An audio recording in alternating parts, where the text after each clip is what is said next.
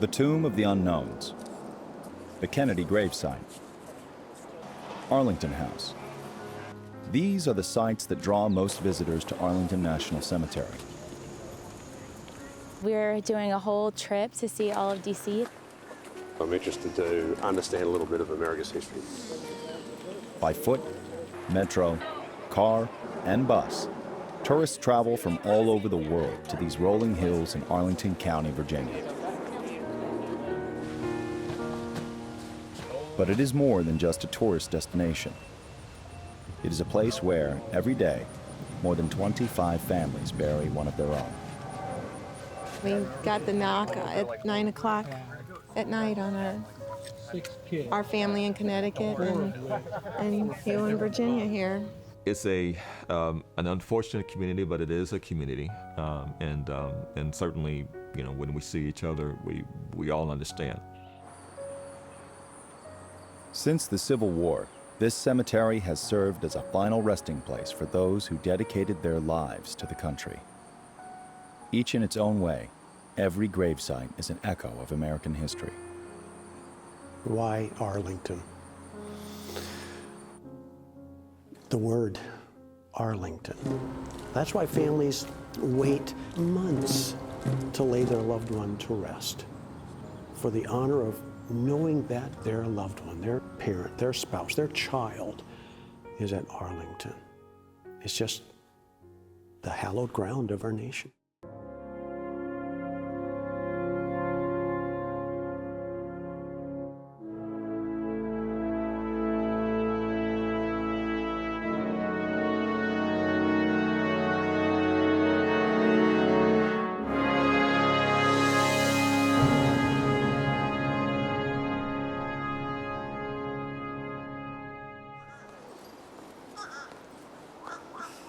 For many visitors, these soldiers are the face of Arlington. Every day, thousands are drawn to witness the changing of the guard at the Tomb of the Unknowns.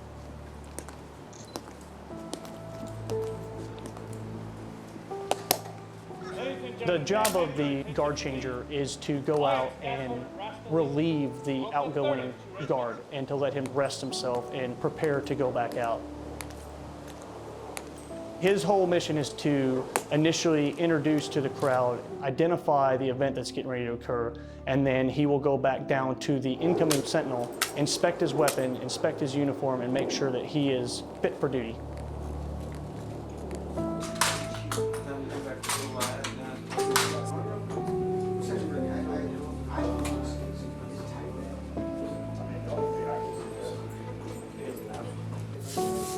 My standard will remain perfection, and that's what these guys try to strive. This is the only unit in the Army where you show up and come to work and you don't dress yourself. You may put the clothes on, but you know your mom's going to come in behind you and tighten and tidy everything up.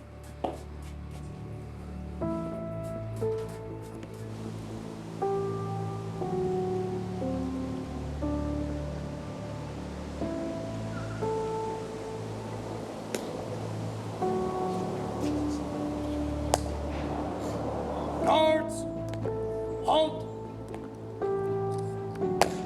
port, all.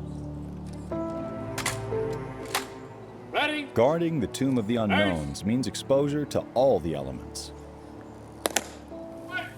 We've stood through hurricanes and stood through an earthquake since I've been here. And to be honest with you, the earthquake, the soldier thought that his knees had given out and that he was falling. So he was more mad at himself until he came down and realized that he actually stood through an earthquake.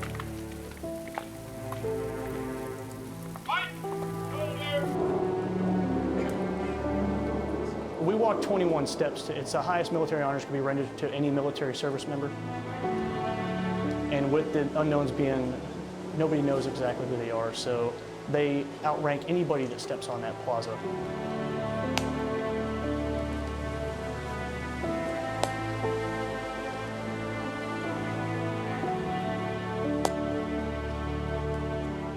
They will never let their guard down.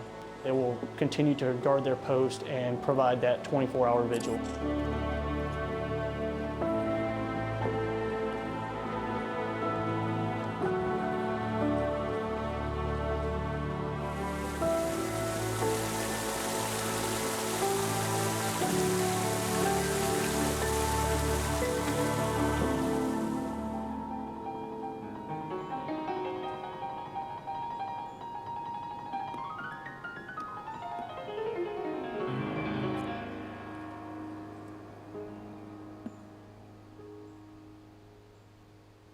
Before this land became the nation's cemetery, it was home to relatives of our first president.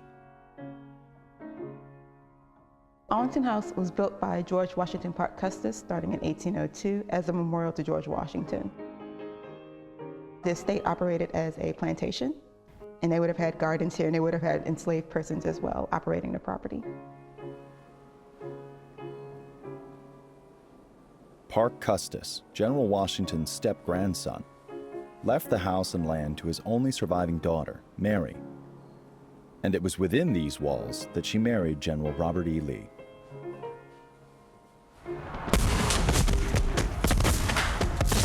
In 1861, the Civil War erupted, tearing the nation in two. With its unique vantage point overlooking Washington, the Arlington Plantation was a prime location for guarding the Capitol.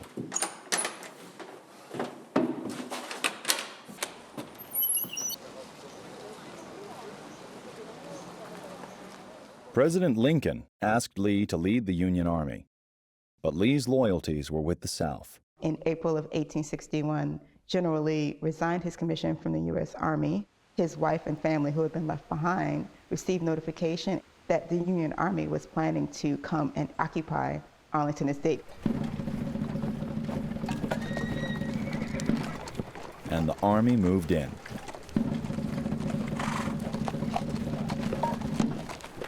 Arlington became headquarters for the Union. The troops left their mark on the walls. Their inscriptions are still visible today.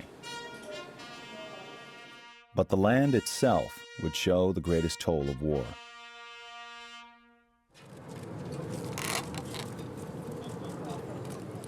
The Kennedy gravesite is one of the most popular sites in the cemetery. As the youngest elected president, John F. Kennedy and his wife Jacqueline brought new energy to Washington. On Veterans Day 1963, he participated in the wreath-laying ceremony at the Tomb of the Unknowns.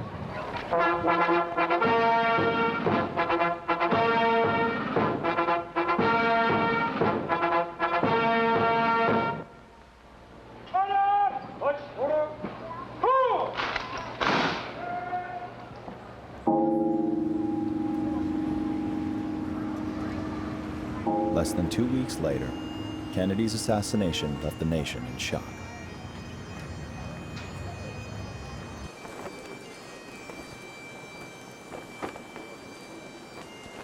As funeral arrangements were hastily made, Jacqueline was reminded of an impromptu visit to Arlington by her husband just months earlier. It was there at Robert E. Lee's former mansion that the president took in the breathtaking view. "I could stay here forever," he said. On November 25th, a somber procession left the Capitol building and marched through streets filled with mourners. A horse known as Blackjack went riderless with boots reversed, the symbol of a fallen officer.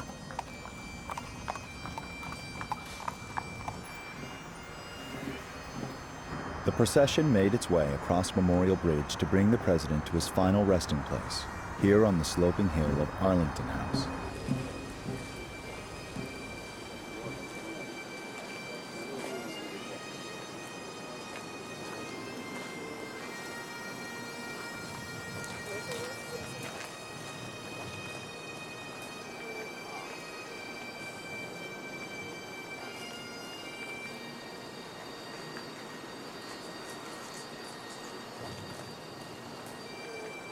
Along with Kennedy brothers, Robert and Edward, the First Lady lit an eternal flame.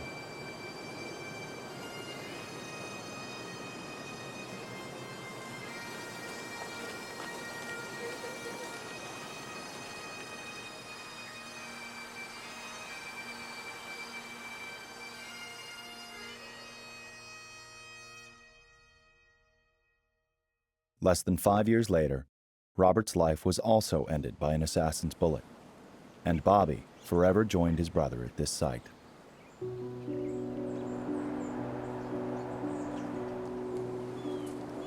Today, the site includes Jackie, 2 infants, Senator Edward, and a memorial to Joe Jr., killed in action during World War II, but whose remains were never found.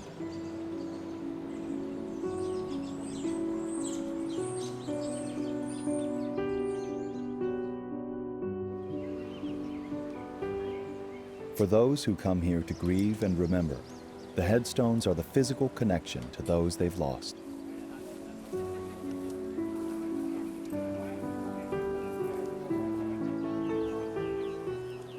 Section 60 is where many active duty soldiers killed in recent wars are buried.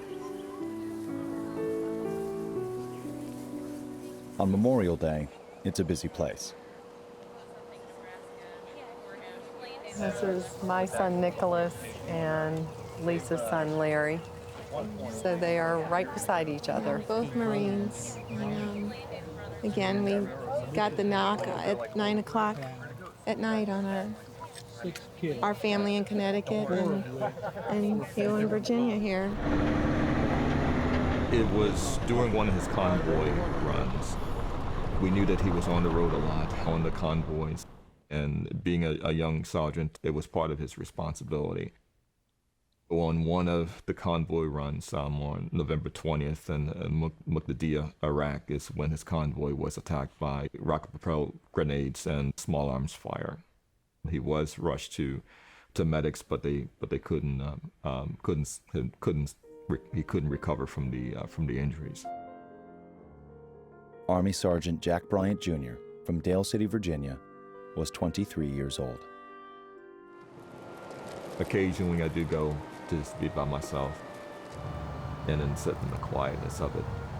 I can reflect on him, and I also like to reflect on the others as well. When he was laid to rest in November 2004, that was the first row. I go there now from where his roll is, and I look beyond that and see so many others. It makes me want to really do everything we possibly can to remember veterans and to do what we can to help them.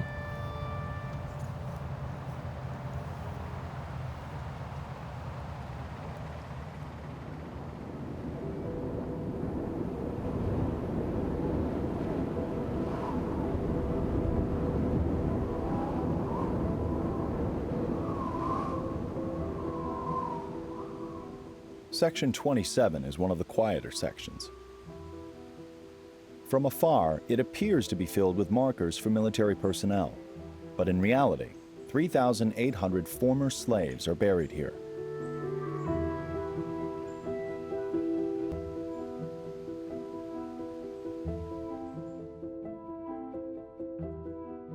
Following the Civil War, a Freedmen's Village was established here.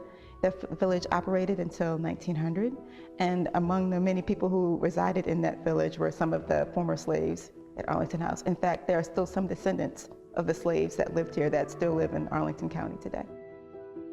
Charles Syphax is my great, great, great, great grandfather, fourth generation. Charles and Maria Syphax worked at Arlington House and then lived at Freedman's Village. It was Arlington's first free neighborhood. There were two neighborhoods that specifically came out of Freedman's Village. That would be Knock in South Arlington and Arlington View. Residents from Freedman's Village and members of the United States Colored Troops, the all-black regiment that made up 1/10 of the Union Army, are just some of the historical or renowned figures in the cemetery.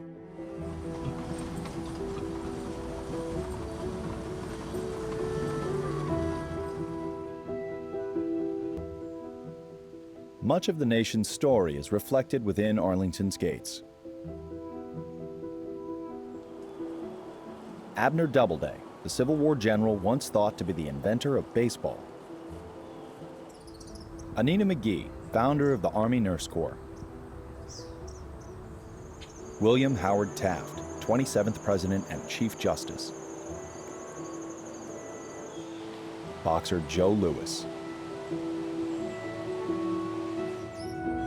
Civil rights activist Medgar Evers. Commander of the Tuskegee Airmen and the first African-American general officer in the Air Force, Benjamin O. Davis, Jr. actor Jackie Cooper, and a memorial to Glenn Miller, big band leader who disappeared in 1944. Challenger now heading downrange. Also remembered here are the astronauts who died in 1986 aboard the Space Shuttle Challenger, and Columbia in 2003.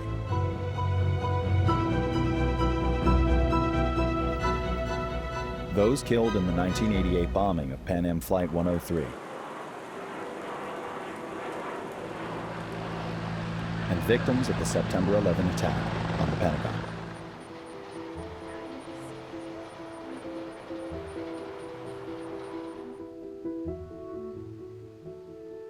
The qualifications for burial at Arlington are long, and some wait months to be interred here. Those eligible include active duty military and retired reservists, recipients of the military's highest honors, and former prisoners of war. You see Americans from every background and from every part of the country and every state in the Union. And if you look at the headstones, you'll see the different ranks and military branches of the service. You'll see male and female. You'll see different emblems of belief.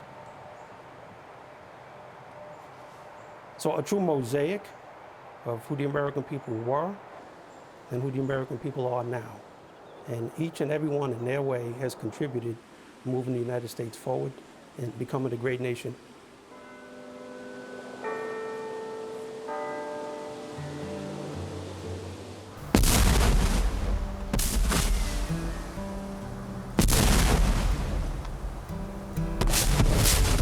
In 1862, the USS Monitor, the nation's first ironclad warship, was on its way from New York to join the blockade of Charleston, South Carolina.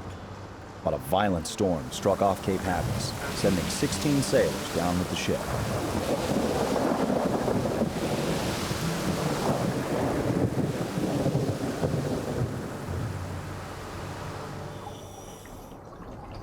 "140 years later, in 2002, while working to recover the Monitor, Navy divers discovered human remains inside the turret of the ship.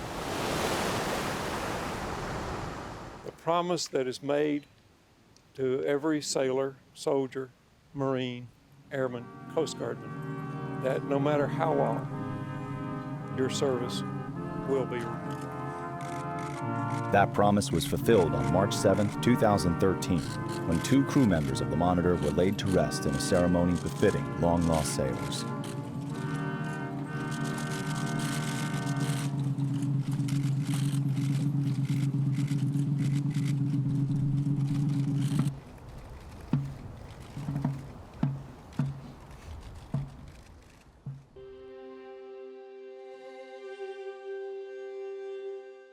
In 1863, Arlington Plantation was still under Union Guard.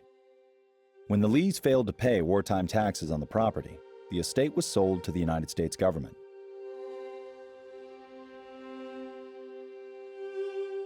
As the Civil War progressed, the grim toll in human lives made space for burials increasingly scarce. Using the government's recent purchase, 200 acres of the former Lee estate was now marked to become a cemetery.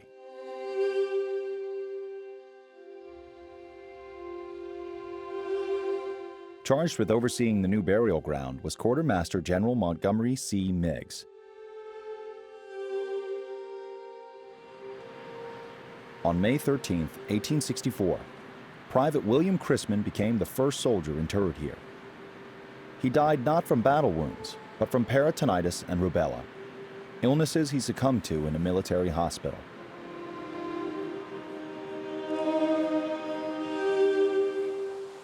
By the Civil War's end, more than 16,000 would be buried here.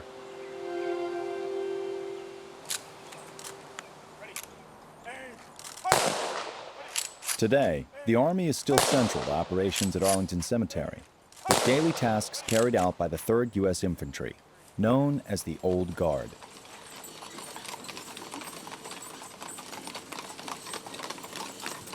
These horses are part of an elite platoon within the Old Guard. The Caisson Platoon actually drives from the artillery background when horses was the main method of transportation.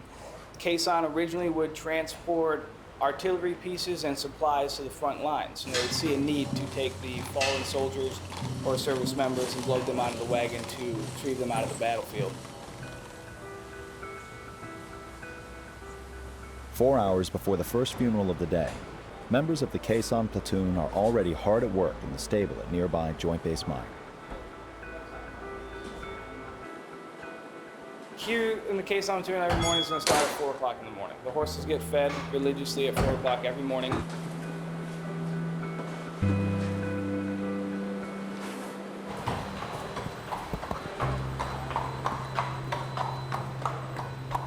For Staff Sergeant Daniel Toomey, this is a task unlike any other.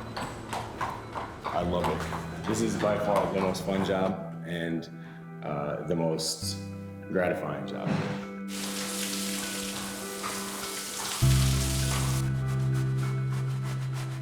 The mission is why it's the most gratifying. I get to do an honor to the families that have lost their loved ones.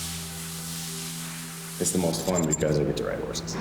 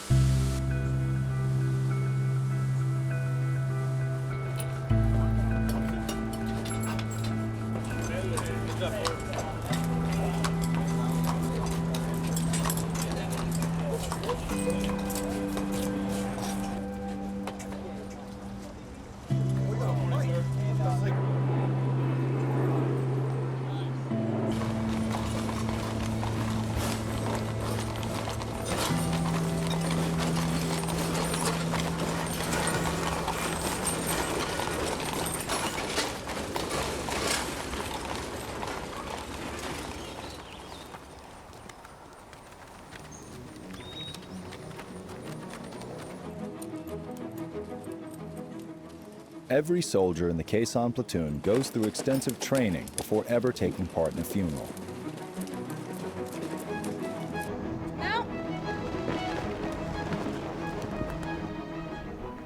The basic riders course is an 8-week course that recruits that want to come into the Caisson Platoon, they have to attend and pass. That steady pressure you're applying with your belly button? So it teaches everything from groundwork to cleaning stalls to minor vet tech procedures, anatomy of the horse, everything that they're going to need. And we prefer to have riders who have no experience with horses. Getting a little too close. Make sure when you stop, you rub him to a stop. On this early August day, Private First Class Rebecca Peak is in training at Fort Belvoir to join the Caisson squad. I have none. I have 0 horse experience. I've never even touched a horse before, so. And now I'm up to riding. I'm riding a horse now. I mean, I've fallen, I've gotten my battle scars, but just like everybody else, we get right back on and go. Going out in the cemetery is a totally different world. So there's riding horses, and then there's doing what we do out in the cemetery. You get to do something you love, and you get to do something extremely honorable, something that nobody else in the Army can say they ever did.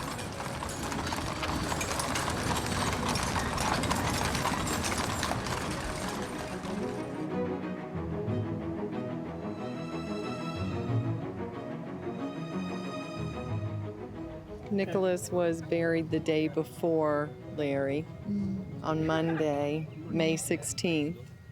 And Lisa saw the marker when she buried her son on Tuesday, May 17th of 2005, and we connected. We did. And we have been soul sisters. Soul sisters. Our sons share the same sacred ground, and our hearts share our love for them. It's just, it's been a blessing in the thorn, so to speak.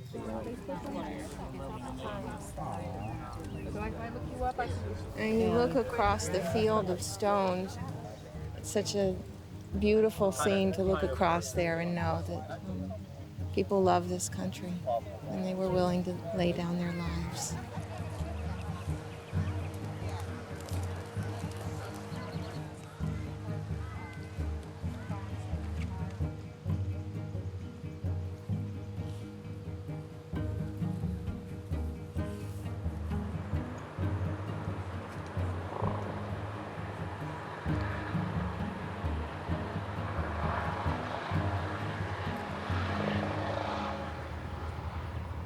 For more than 60 years, a volunteer group of women has stood vigil at most funerals in Arlington. The Air Force Arlington Ladies were started by Gladys Vandenberg in 1948. She and her husband used to walk in the cemetery, and she would see airmen being buried with only the chaplain and a bugler. So she started attending all the Air Force funerals at Arlington Cemetery. Today, 4 branches of the armed forces have Arlington Ladies. There's a desk in there for the Army, the Air Force, the Coast Guard, and the Navy. The Marine Corps sends an official representative to every Marine funeral. This is a retired Navy captain. And,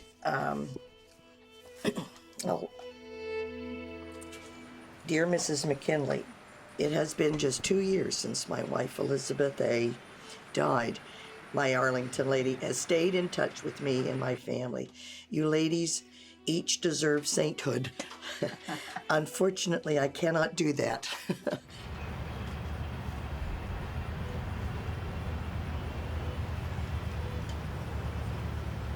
I present the official condolence cards from the Chief of Naval Operations and the Commandant of Naval District Washington and their wives. And inside the envelope is also a note that I have written on behalf of the Navy family, offering condolences. You know, it's our thank you. It is a thank you from the country for their service. So I just finished the funeral that had no family attendance. Yeah. And then I have another funeral at 12:45 today. Right. And then I have one at 3. So we have 6 in all today, right? We do show emotion. And it's hard not to, because we're human. And it is touching, and especially after the honors and the taps, and then the next of kin is given the flag, and we usually come in at that point giving our condolences to the next of kin. And if they are emotional, it is hard. It is hard. You try not to be as emotional as they are because you need to be in control, but they can see it, and I think that they recognize it's a normal emotion.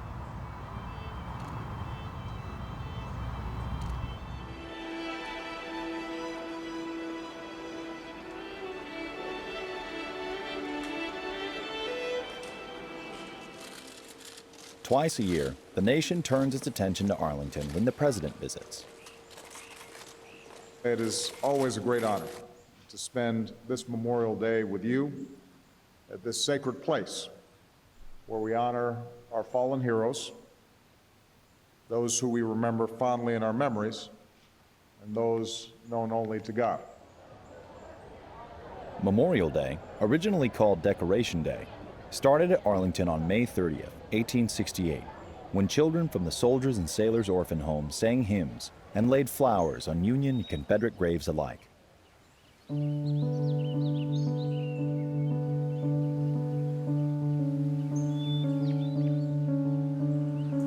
The tradition of decorating the headstones continues today. The Thursday before Memorial Day, the entire regiment of the 3rd U.S. Infantry gathers at Joint Base Meyer.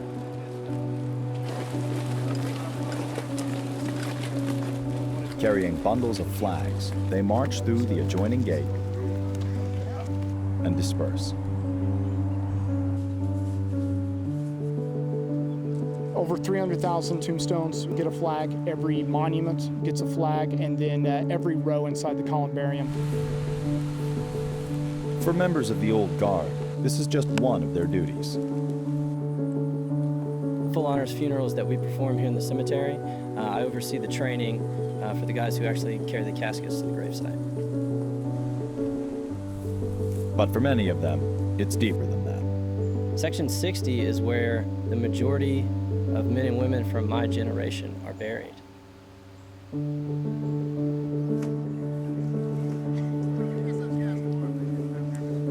These are the guys that I knew, that I went to college with, that I went to Afghanistan with. These are guys I went to basic training with. These are guys that, you know, everything from me play golf with.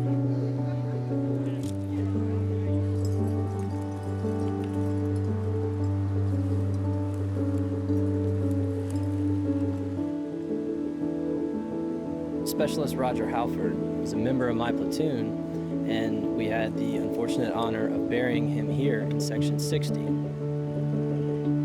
Unfortunately, he was killed in a motorcycle accident.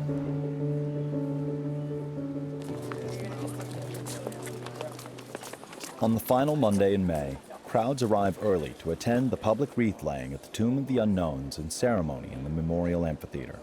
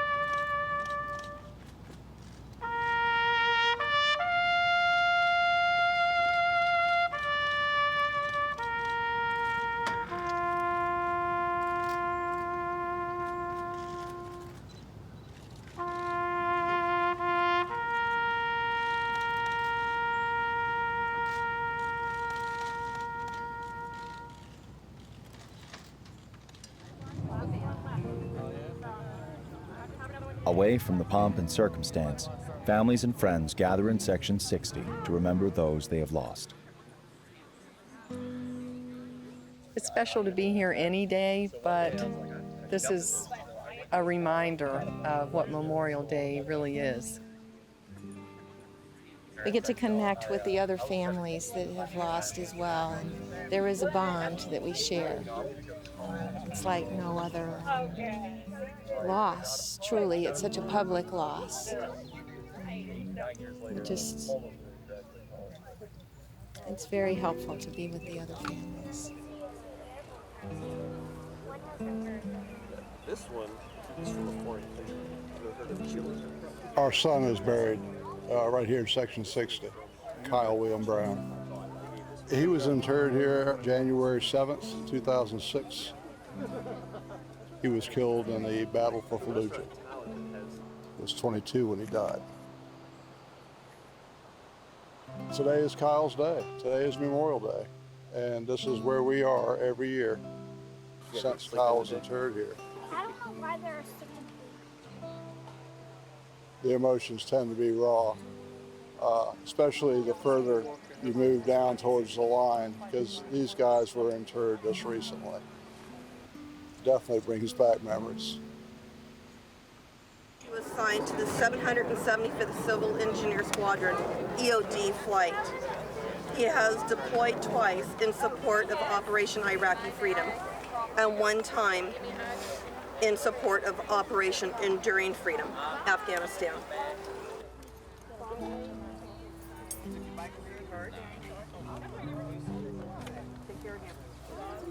We made a determination as a family that every Memorial Day we will be here at Arlington National Cemetery is where he is, and that's the best way to pay tribute to him.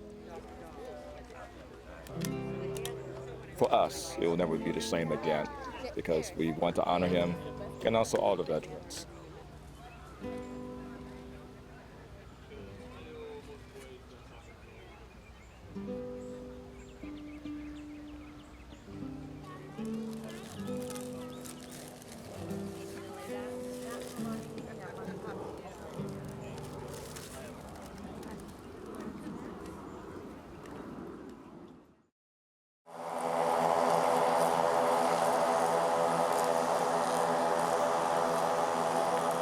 Every morning, a team of landscape workers fans out to spruce up the 624 acres before the flood of visitors arrives.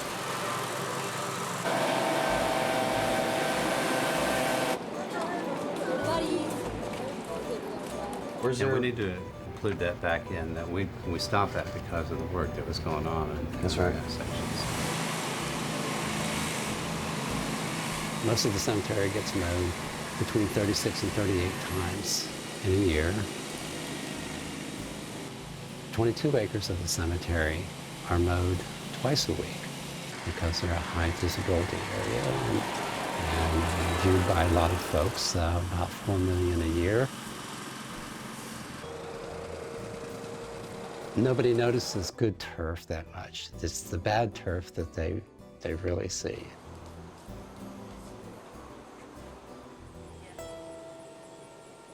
The cemetery has roughly 8,500 trees in 300 varieties, including 2 state champions.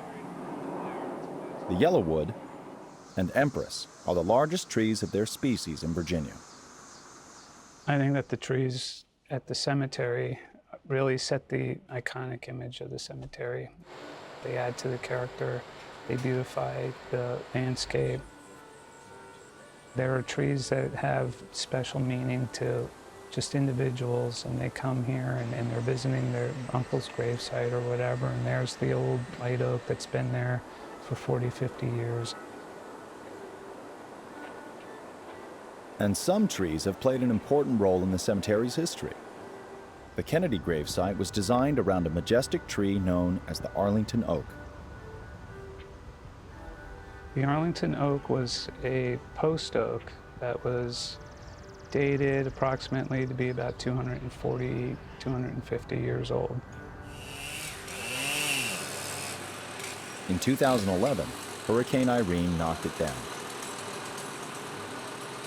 Several years earlier, arborists saved some of its acorns, and now, progeny of that notable oak are growing throughout the cemetery, including at the Kennedy gravesite.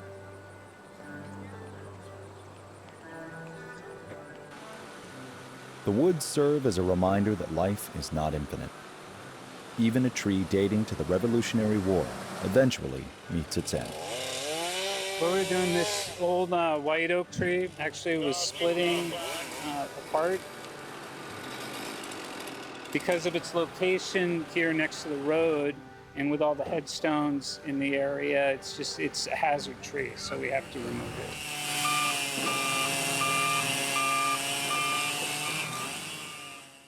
It's an embarrassing problem, but how widespread is it? How many misplaced and misidentified remains are there at Arlington? In 2008, the cemetery was thrust into the national spotlight, but for less than honorable reasons. The task force observed Arlington in September and October of last year and found records kept on 3x5 index cards, urns with remains sat on desks for what lawmakers call missing burial records, unmarked graves, and burial urns put in a spillage pile. Congress began to investigate Arlington's leadership for burial mistakes and budget irregularities. When I arrived at Arlington, I would say was a lack of oversight, a lack of accountability, and a definitive lack of innovation. Patrick Hallinan is the executive director of Army National Military Cemeteries. I felt that I was almost going back into a time warp. It seemed to be operating to a standard of the early 1980s. Today, Arlington is making a concerted effort to fix past mistakes and join the digital age. I track every gravesite, I manage it, monitor it. Everything is done electronically. All our records have been digitized. Every headstone has been photographed. Every gravesite has been validated. We have over 3,000 ceremonies a year here, from fellow veterans coming back to pay their respects, to classes of school children coming in to lay a wreath at the tomb of the unknown. They've created a smartphone app called ANC Explorer that provides the location of any gravesite or niche within the cemetery. The new management and procedures ensure every person interred here is treated with the proper respect. Probably the most significant change that's taken place here at Arlington National Cemetery is the establishment of a chain of custody. That chain of custody follows the remains all the way through the process until the final interment or interment in the niche or columbarium wall.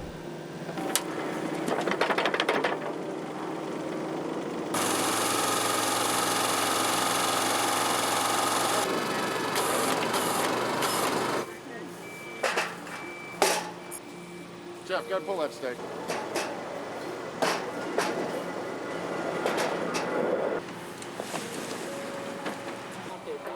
It's important for us to help facilitate the nation rendering those honors.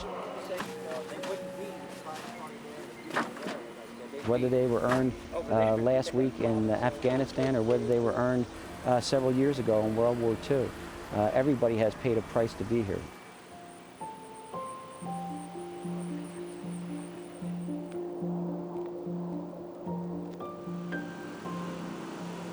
These hallowed grounds, now holding more than 150 years of veterans, have only so much capacity.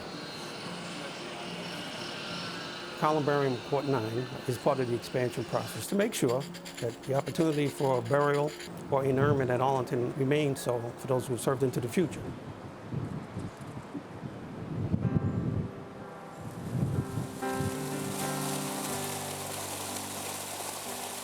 In 2013, the new columbarium was dedicated with a joint full honors service for 6 veterans.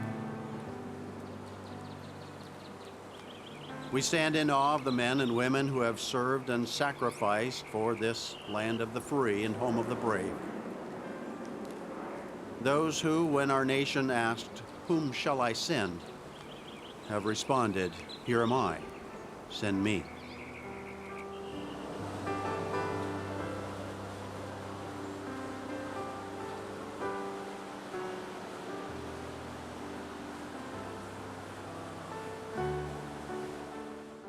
Two more expansions are in the works. The Millennium Project will be constructed on 27 acres of Fort Myers' former property, and another expansion on land previously occupied by the Navy Annex.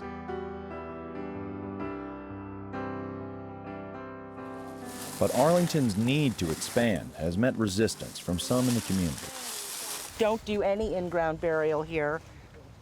Do your columbariums up there and then use the Navy Annex site for in-ground burial. In-ground cremation burial? In March 2013, the cemetery's then chief engineer, Colonel Victoria Braziz, led both supporters and critics of the Millennium Project on a public site visit. I think we can honor our veterans and we can protect the ecological, historical, and cultural value of this place. There are other alternatives, and we really need to look very seriously at those. Yeah. My dad and grandfather are buried here. When the news broke about Arlington National Cemetery not being right, I was sitting in Afghanistan, and wow, and realized this is where I wanted to be for my last couple of years, because I want folks to have the same confidence that I have about my family.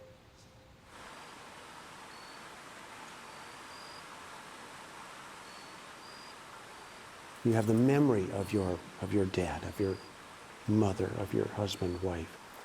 But you also have their legacy.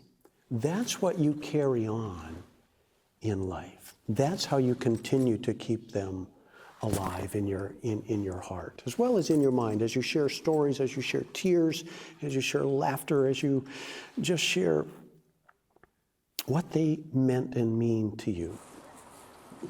The transition is to move forward into a new relationship. And in that new relationship is working through the journey that he's no longer here, but yet the active memory is still here. His personality still touches us.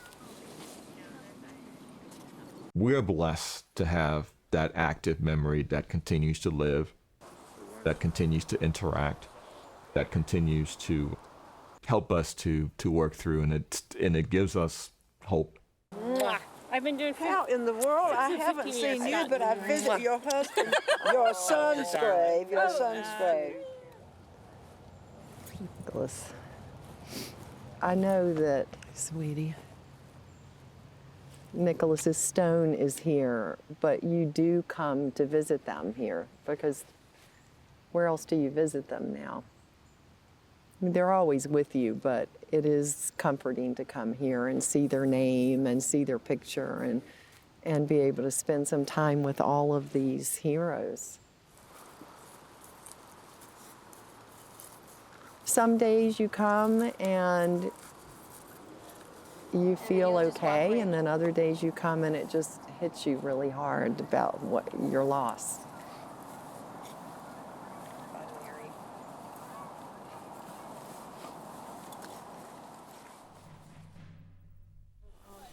My route, I'm going to come up McClellan, Grant. Cemetery Representative Sharon Abbott is going over final logistics for an Air Force funeral. Oh yeah, we can carry over the headstones. Probably coming down just on the other side of the street, right at the top here. We are here to assist the family on the day of the service that they're coming for their loved one.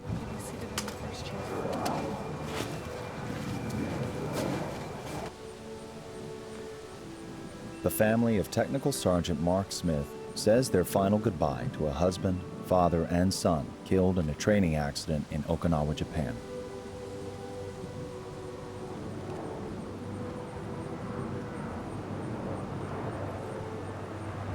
Let us pray together in the words that he himself hath given us to pray. Our Father, who art in heaven, hallowed be thy name. I am reminded that life is short. We only have right now. But I'm also reminded of the sacrifice that the veterans have made that are buried here, and the huge sacrifice that each family has made, because there's lots of times that they didn't get to spend with their loved one because they were out on deployment. Births, graduations, weddings, sometimes, they're not able to be there for that.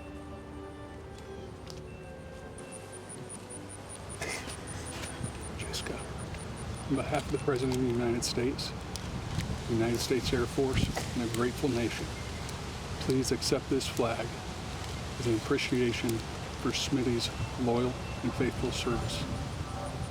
The sacrifice is huge, and I'm just humbled by it every single day.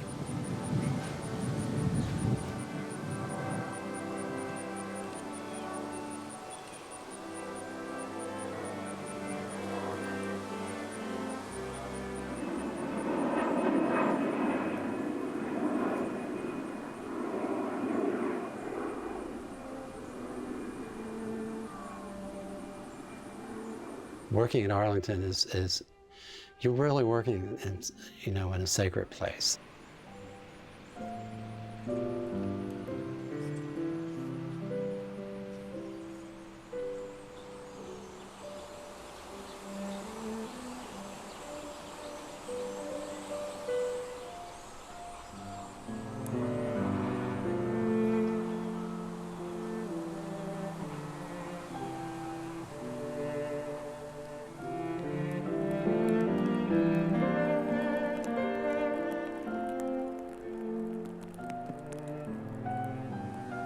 The landscaping team works hard to sustain the historic grandeur of the cemetery throughout the year.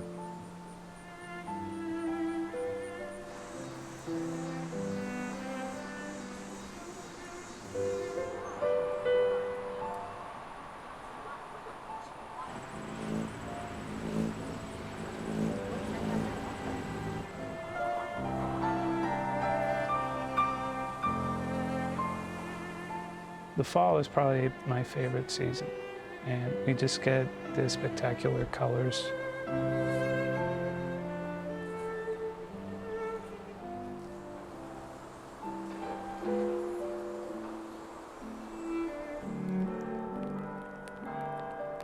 And then winter is very solemn, very quiet.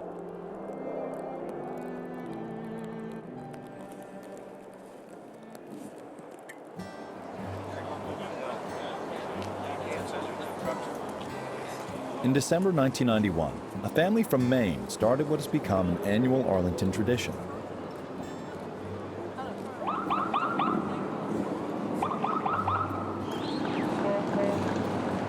A parade of truckers, Patriot Guard riders, and other supporters streams into Arlington for wreaths across America.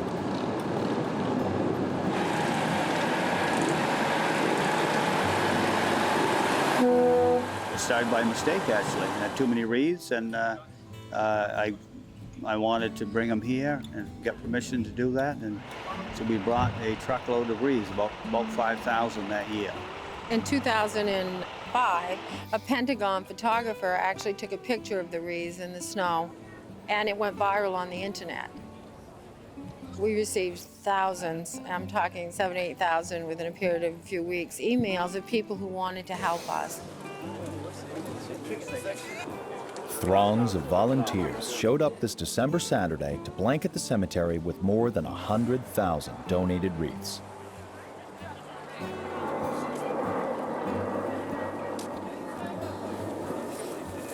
I'm here with the Ceremonial Guard in the United States Navy, and I come out here every day, and we lay to rest those of us that have fallen in battle. Even though they're no longer with us, we want to let them be a part of our celebration during the holidays. There was no one that told us to come here. We were given the opportunity. Our commanding officer said that, if we wanted to be a part of this program, then we could. The first 14 years, it was our family's gift to the military. And when that picture was taken and got on the internet, I just didn't realize how many people felt like we did. And it's just amazing. It just feels great.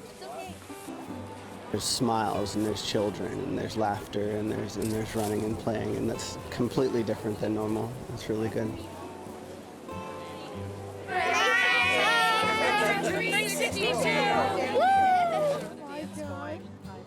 For Susan Zerby, today is another day to share with her family.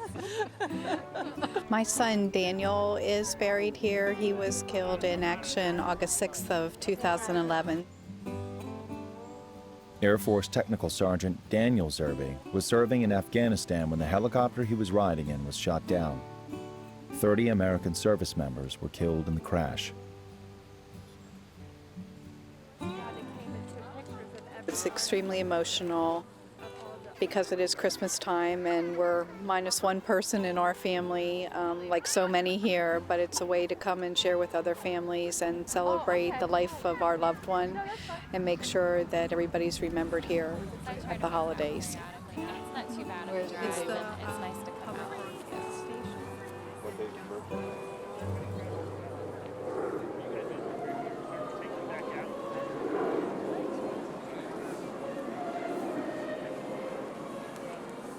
I knew Dan wanted to be buried here. At first it was very hard that he would be so far away from home, but then I started reflecting on that and realized that he would never be without visitors. And not only today, but all year long. So it makes me feel good that there's always somebody passing through to pay their respects to him.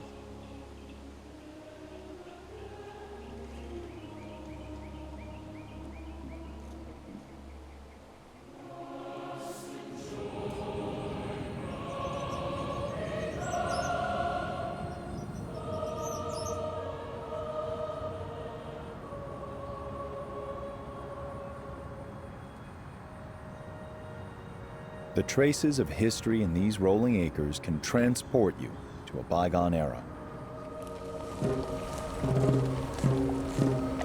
But the tap of the drum, the clop of the caisson rolling by snap you back to the present.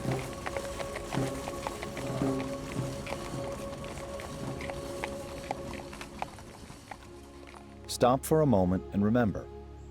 It is someone's son or daughter, brother, sister, mother, father, husband, or wife who will rest forever here in these sacred grounds.